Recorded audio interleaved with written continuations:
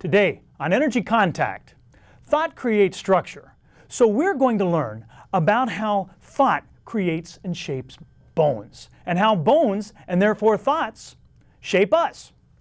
We're going to take a look at ourselves as babies, and we're going to see how our child mind shapes our adult form. Physically, mentally, emotionally, spiritually, energetically, every way. That's it. Bones and babies. It's coming up right now on Energy Contact.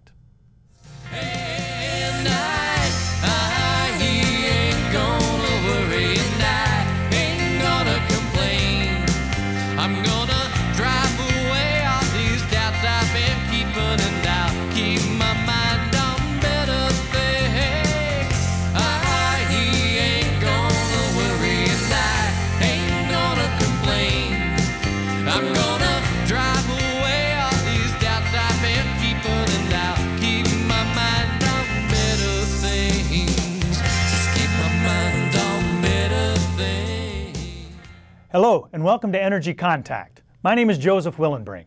Thank you for joining me today, and thank you to the production staff here in the studio for helping me get my message out to you. Energy Contact is a series I'm presenting to you as a public service. It's about attaining health, growth, self-improvement, happiness, and realizing our full potential. It's designed to present us a new way of seeing ourselves and a new way of seeing the world around us.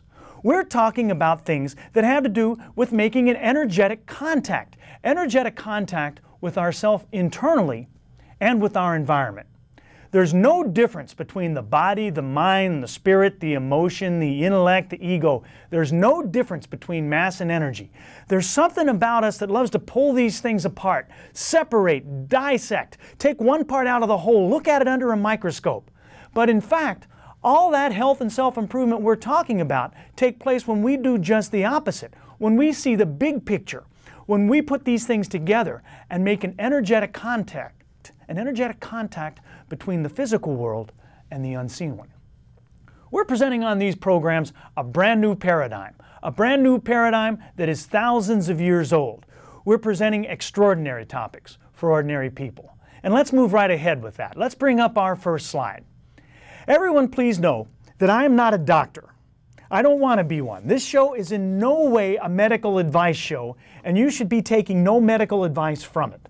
I might call myself an energy healer or a chakra healer, so might you if you come to me, but state, federal, and local governments absolutely do not, and it's important to know that.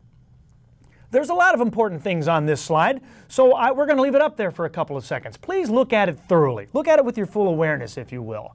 And when you've got it down, if you will, please locate a pencil and paper. Here's why you want to do that. At the end of this show, we're going to run some credits. And on those credits, there's going to be contact information for me. Now, I'm sort of hoping that something I say today might inspire a comment or a question or something, and I will be delighted to hear from you. I hope you will contact me. But in order to contact me, you're going to need some contact information.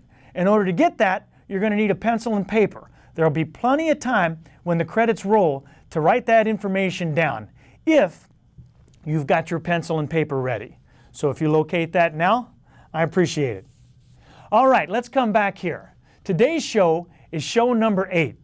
If you're tuning in for the first time today, thanks and welcome. I think you'll enjoy the show. These shows are sequential. They do build, so there's some ramp-up time, some up-to-speed time that you will have missed out on.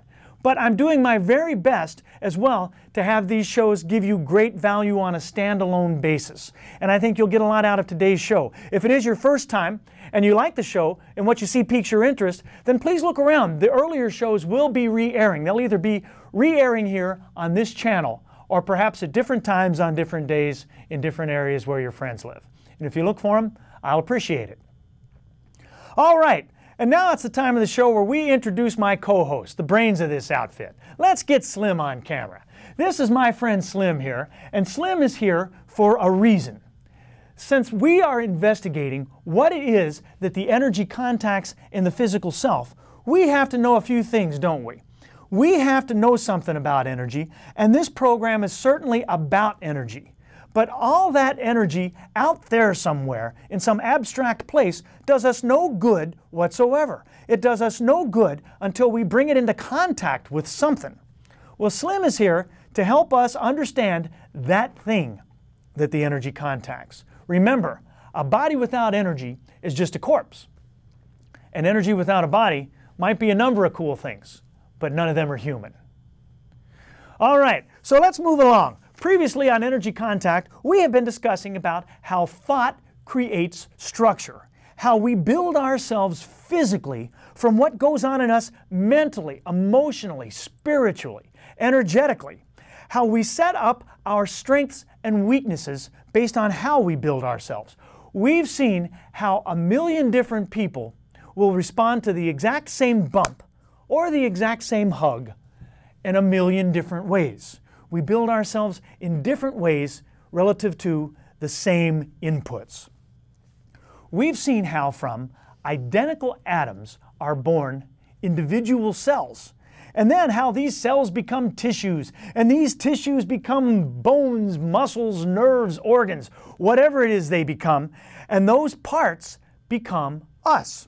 We've seen the internal forces that shape that building process: frequency, pulse, vibration, breath, frequency, constant motion, wave. And we've seen the external forces that act upon us: gravity and entropy.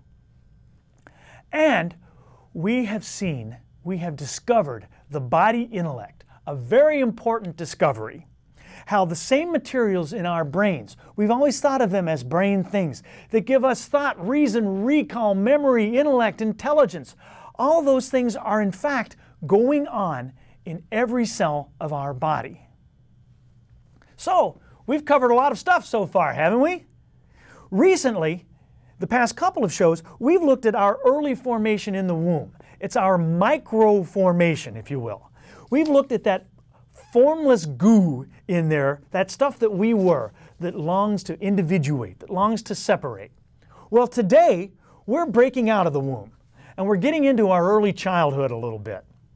Whereas we spent the last show learning how we built the body intellect, today we're going to see how that body intellect builds us, this physical us, this stuff here. That body intellect, which we have shaped and which we are shaping right now, is shaping us right now. Whereas we have looked in the past shows at our micro formation, today we're getting out of that womb and we're looking at our macro formation a little bit. We're going to take another look today at bones and skeletons, a deeper look. Specifically today, we are going to look at our main vertical and our main horizontal structures. And we're going to see what these structures have to do with how we set ourselves up. How we set ourselves up for the good stuff or the bad stuff. That's what our show is about today. Our show is about bones today. Mesoderm is a word we'll reintroduce to you. There's plenty of other anatomical and structural stuff going on as well. But today, really all we're going to have time to get to is a couple of bones. Now you're thinking, why do we want to know about all this dry anatomical stuff on an energy healer show? Well, because in a world where there's no difference between the body, the mind, the spirit, the emotion, the intellect, so on and so forth, these bodies that we have, they're energetic things, they're spiritual things, they're mystical, magical things, holy things in fact. And because once we understand how those energetic things have built our physical body and how we've done it unawarely, we'll get aware and we'll be able to rebuild ourselves, this time to our specifications, to the way we want to be.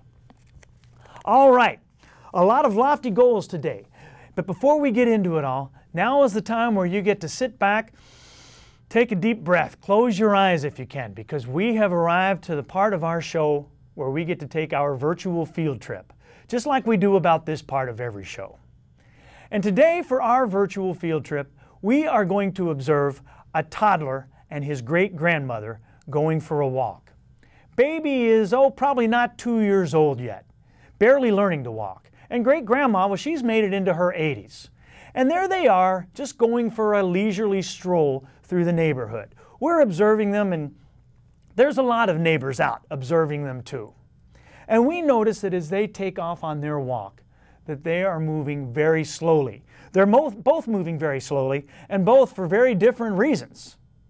And so we watch them walk on. And as they walk, the toddler falls. He falls a lot. He falls many times. He just plop, just goes right down on his poor little rear end and gets back up again. Every now and then, he even cries a little bit. But you know, we observe and we don't pay much mind to that. Is there something wrong? Is there something wrong with us that we don't care that baby's falling and crying? Grandma doesn't care either. Neither do the rest of the neighborhoods. Are we cruel? No, of course not. Somehow in us, we just realize that this is very natural. It's even healthy. It's a healthy part of the learning to grow and learning to walk process. There's no problem at all with those little falls and bumps. All right, so on they go. Grandma and baby get to a crosswalk. And now they're crossing this street. And remember, they're moving very slowly. At the crosswalk, there is a motorist who's waiting for them. And he has become impatient. And so he leans out the window and he says, "Hey, ugly old witch, can you hurry it up?" And you know what? Grandma doesn't care. In her 80-some odd years, she's heard a lot worse than that before. So she might react in a number of ways, depending on how she's built herself. She might just ignore him. She might shake her head. She might say something back. She might make a gesture towards the motorist. She might do a number of things. But one thing's for sure. She's not moving one bit quicker. That motorist, he's going to have to wait. And so he does. And eventually, Grandma and baby get to the other side of the curb. But as they get there, something else happens. They step up on the curb, and this time, Great-Grandma falls. And now, oh my goodness, the reaction is completely different. Strangers from all over the place run up. They want to make sure she's all right. They want to make sure she didn't break a hip or something. And so we see Grandma down there. She's got a little grimace on her face. Unlike baby, when he fell, Grandma doesn't cry. But unlike baby, we can tell she's in some pain. Well, fortunately, she's not hurt badly. Nobody's getting hurt today on Energy Contact. And after a couple of minutes, with the kind help of the kind folks that have come to see on her, she gets up and her and baby take off on their walk again, none the worse for the wear. All right, hold that thought. As promised today, we are getting out of the womb.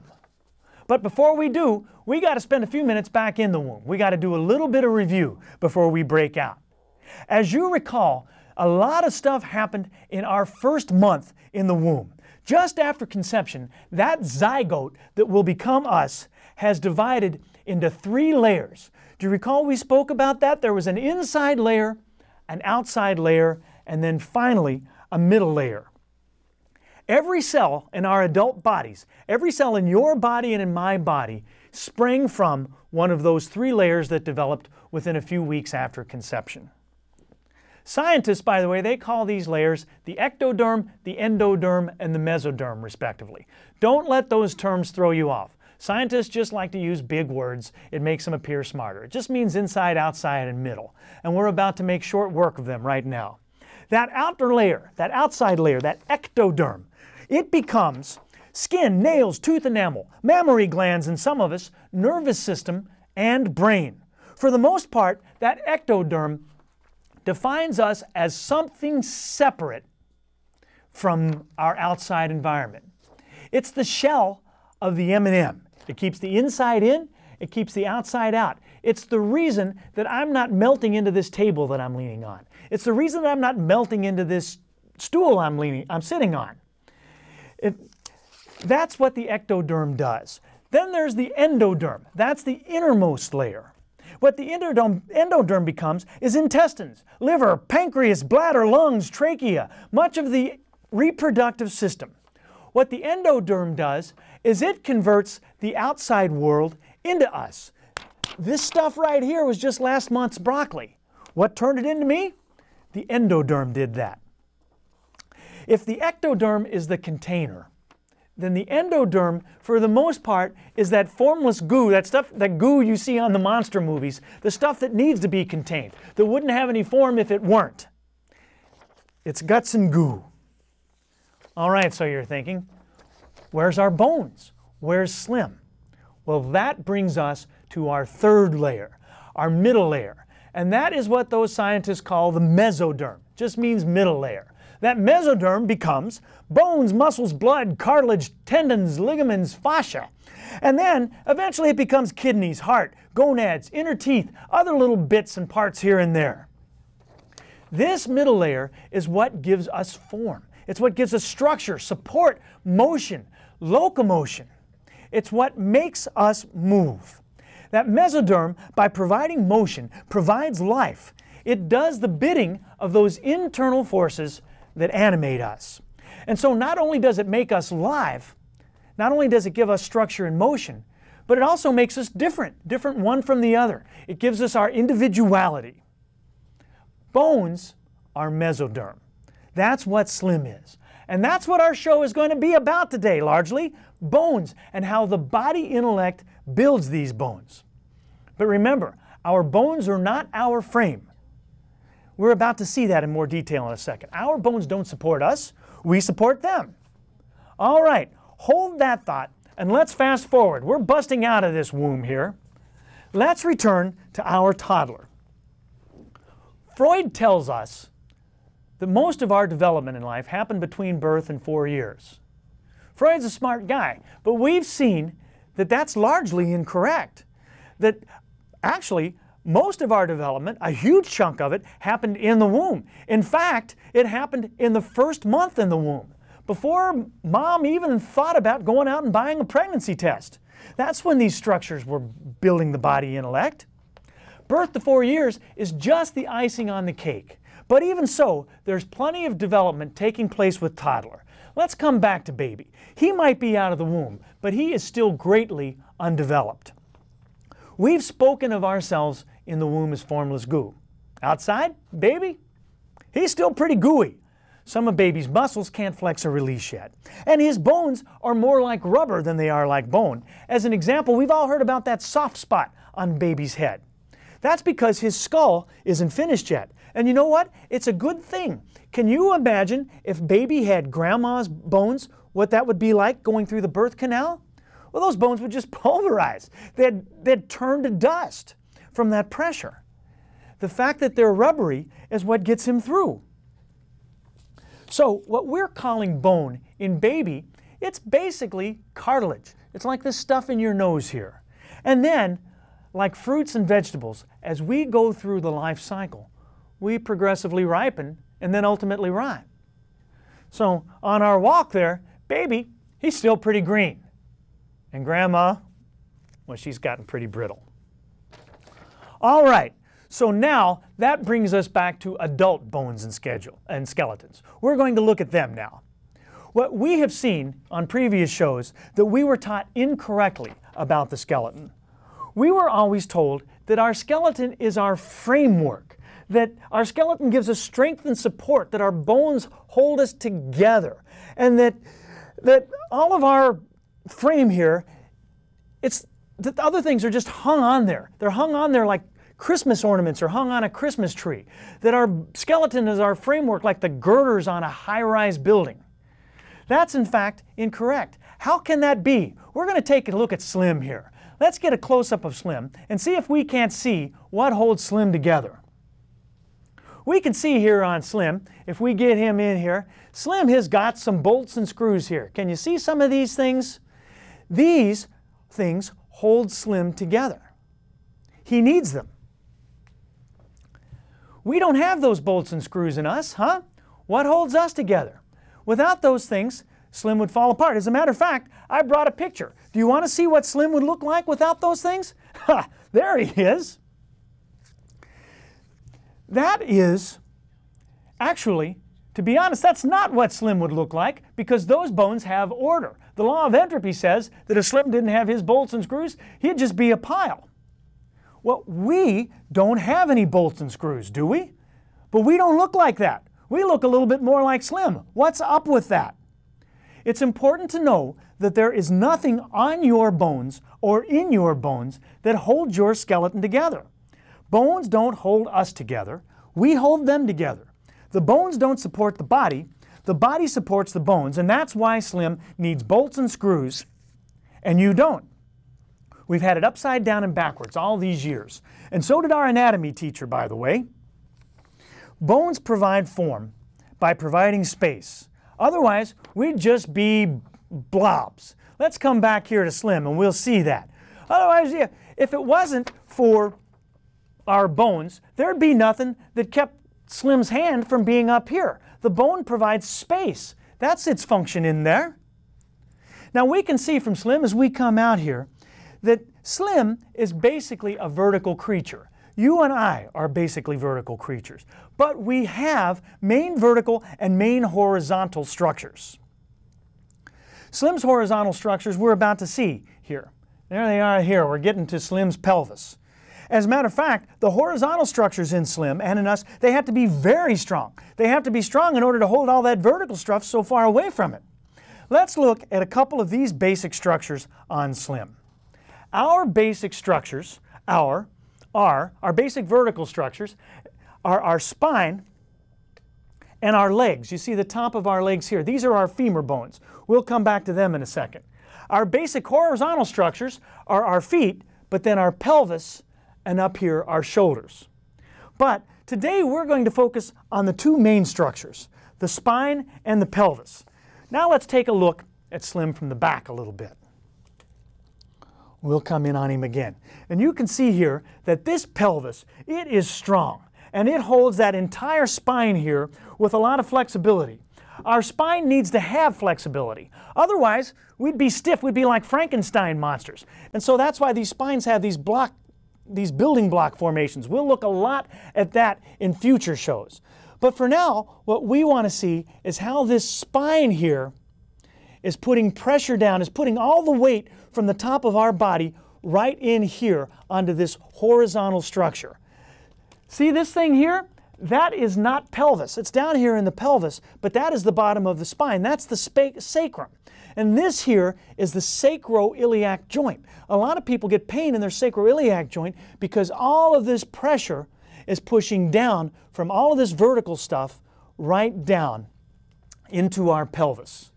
It's a very important part of us. Remember, that sacrum is hip. It's not backbone. Let's bring up a slide and we'll see the same thing on a diagram. Here we have coming up a slide of a pelvis and a spine. And you'll get again a little bit of a feel, there it is, of how that sacrum fits into the hip. You can see there that the sacrum on that hip bone there, they show it with the hip, but it's not hip, it's spine. And that seats in, pun fully intended, right to our pelvis there. All right, let's take a break from all this stuff for a moment and let's move right to our next slide here. And we're going to review some numbers. We have seen in the past how we are millions of cells and millions of atoms. That's all micro stuff. Now we're getting into some numbers we can get our brains around. We see that the human body has 206 bones. But out of those, more than half of them are in our hands and our feet. They're little tiny things. So structurally, we can think of ourselves as maybe having, about a dozen structural bones.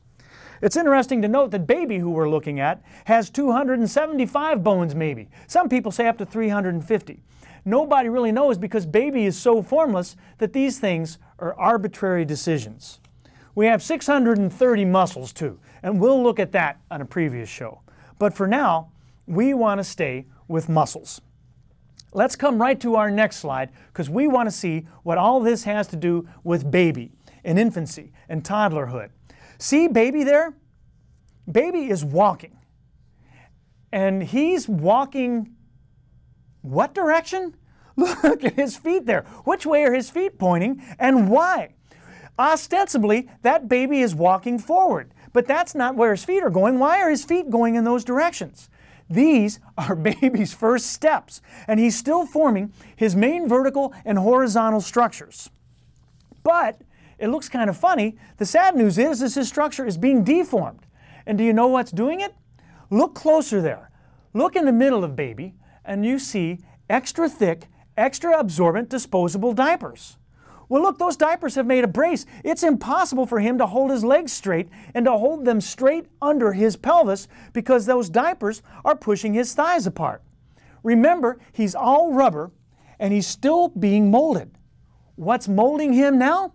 Well, it's extra thick, extra absorbent, disposable diapers. Let's come back up here for a second. So you see that those diapers are molding his bones the same way that braces will mold his teeth in another 10 years. Except in 10 years, those teeth are going to be pretty set in. Those bones there, they're very pliable. All right. That's what those diapers are doing to baby. You saw when you saw Slim's femur bones, how those bones looked on Slim, right underneath. They aren't like that on baby, are they? They're bowing out. Now remember that energy falls up. It shapes the baby from the earth up. So that misshaping goes from his femur bones into his pelvis bone, and from his pelvis bone into his thigh. So, do you think all that is changing him? Do you think it's changing his shape? Here's some other questions. Do you think that's frustrating to baby? I think it might be. Do you think it builds not only into his form, but into his attitude, into his body, mind, spirit, emotion, intellect, everything? Here's another question. Who do you think those diapers are for? Who's convenienced by them? Are they for baby? Of course not. Baby couldn't care less. They're for mom and grandma and great-grandma. But let's lighten up. Hang on a minute. Are diapers the great Satan? Well, of course they're not. But they do shape us. And they shape us like a million other things. Things that we don't even think about. So let's fast forward for 40 years or so. Maybe one day, now baby's an adult, maybe one day he'll go to a shrink and see why he's so frustrated, why he's so neurotic, why he's so depressed. Maybe one day he'll take a punch at somebody, end up in an anger management class, or in jail. Or maybe he'll go to a doctor and find out why he can't shake that recurrent irritable bowel syndrome. And you know what? That doctor will take some blood, he'll run some tests, he'll prescribe some meds. He'll manage the symptoms, and he'll manage symptoms very well, but he'll never get back to the source that baby's formation happened when mom doubled up the diapers every time he went for a walk. All right, so that's how baby looks, and that's how he grows up into us. You can take that back to where baby was walking with great-grandma. Baby's bones rubber, grandma's bones brittle. Baby falls, doesn't hurt. Grandma falls, does hurt. Grandma takes some verbal insult, doesn't bother her. But have you ever seen a child's face when he's being yelled at? Have you ever seen a child's face when he's getting praise? Now that's what hurts baby. That's what helps baby. And that's what forms baby. His expressions are exaggerated, but we still make them now. That's all the time we have for today. Thank you for joining me. I wish you peace and positive energy, and a healthy life in Energy Contact.